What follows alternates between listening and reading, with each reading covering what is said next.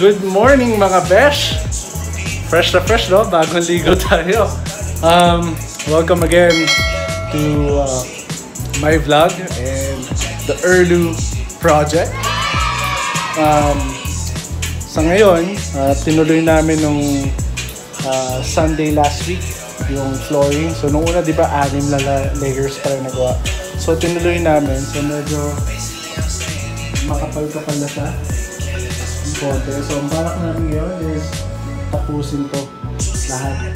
It's a living room and kitchen room area.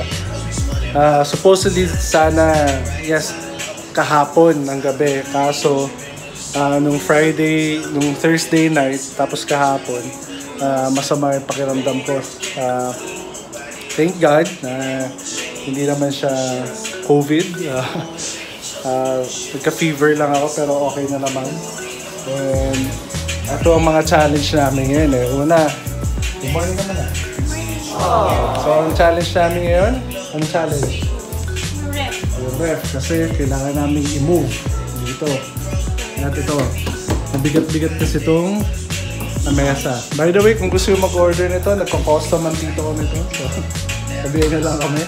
And by the way, thank you kay Eds for my wonderful shirt. Primate. Kung gusto yung mag-order, discounted sila ngayon. So, take advantage. Thank you to my husband for my shirt. Okay, so ito yung challenge namin. Yung lamesa, yung ref. Kasi kailangan namin i-move. So hopefully matapos namin. So una namin gagawin, tatanggalin namin lahat ng laman ito. Kasi meron siya dito, meron siya mga ganyan mga pull-puller. So may mga laman-laman yan. So walis muna. Then ito rin, i-move natin. So that's it. Peace!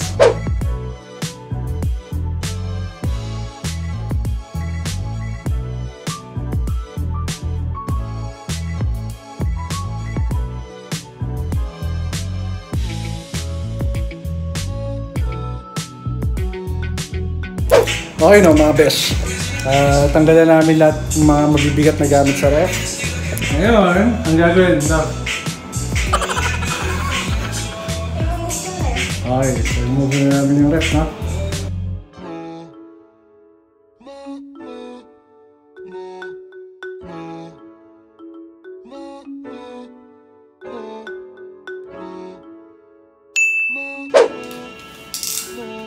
So mga besh no, share ko lang no, nakahanap kami ngayon ng hack.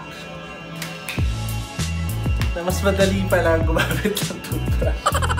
So syempre, ginagamit ko muna tapos hindi, pero you know, mas madali ngayong gamitin ng brush. Ako naka-discover yan. Yun siya daw naka-discover. So ginagawa namin, kukuha ng adhesive tapos ipabrush na yung dito. So mas madali siya ngayong gamit. So bilis actually. Sino naka-discover? Ako. Sadap.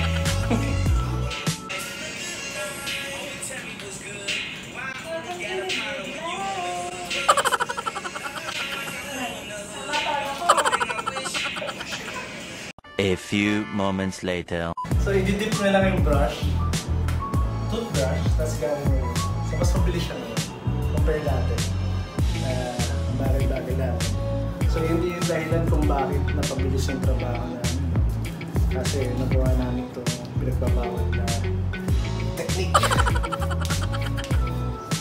So tingnan na, gano'n kabilis yan. So,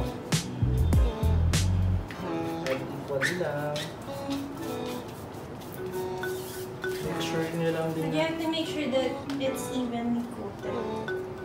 Alam nyo, dati yan si Lou. Hindi naman pala English yan eh. Pero ngayon nagbablog ako, nag-i-English na. Kaya magayan kita eh. Saka yung mga yung target audience mo. Wow, yeah.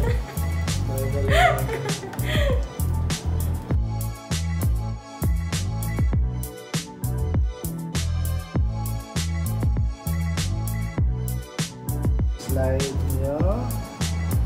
Then, ayun, mga kaibigan, mga kabalikan, mga kakampino. Pa! Pwede na ako cameraman.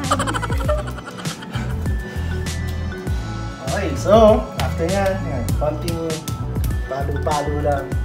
Pusudes. Tapos ang ganda ng pagkakakat dito ni Mrs. No? Baliktad. Ang ganda ng pagkakagawa dito ni Mrs. ko. Kaya! Ang ganda yung pagkakagawa niya dyan. So, muna ulit. And I'm gonna apply this na. And what's that? Yep.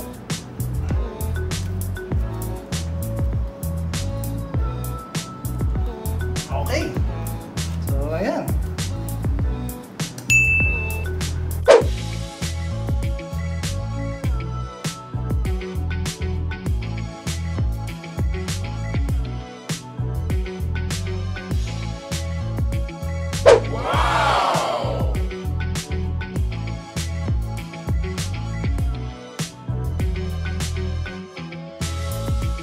What's up mga besh? At ayun na nga, nalagay na namin yung ref. Meron na siyang plank. Ano masasabi mo na? Robin Padilla. Kapagod. So, ito naman yung next na problemahin namin. Pero konti na lang. Konting-konti na lang yung almost done. At mas mabilis kami compare dati. So, ang titiis. Siguro mga 5 hours pa. Tapos na kami. Okay mga besh. Move na namin to. Ito yung challenging part kasi mabigat talaga siya. So, pray for us na makayanan.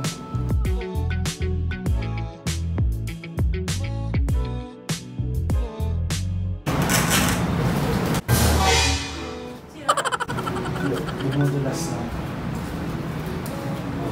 Nalika mo kasi.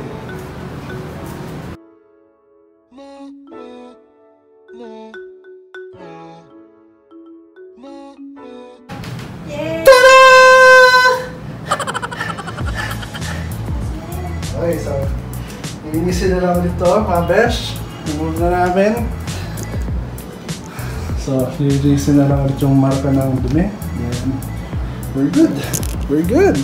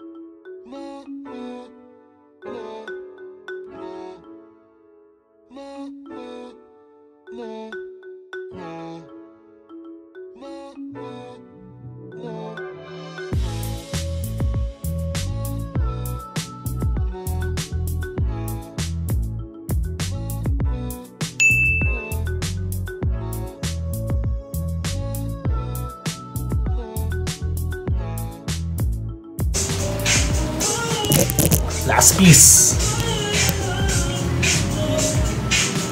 That's not the last. That's the last.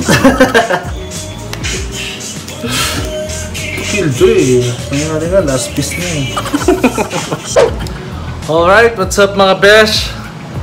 Hindi na fresh, no? Time check tayo mga kaibigan. It's 8:37.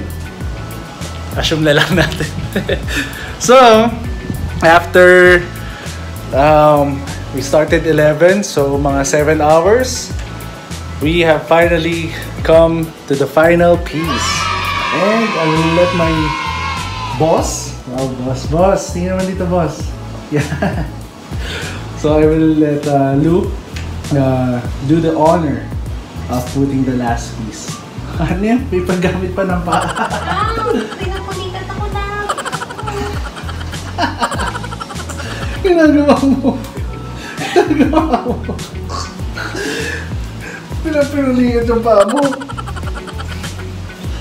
Okay, so last piece na po tayo mga kaibigan. So, may maigi. Okay, pagpasensya na po yung comfort room. And tada!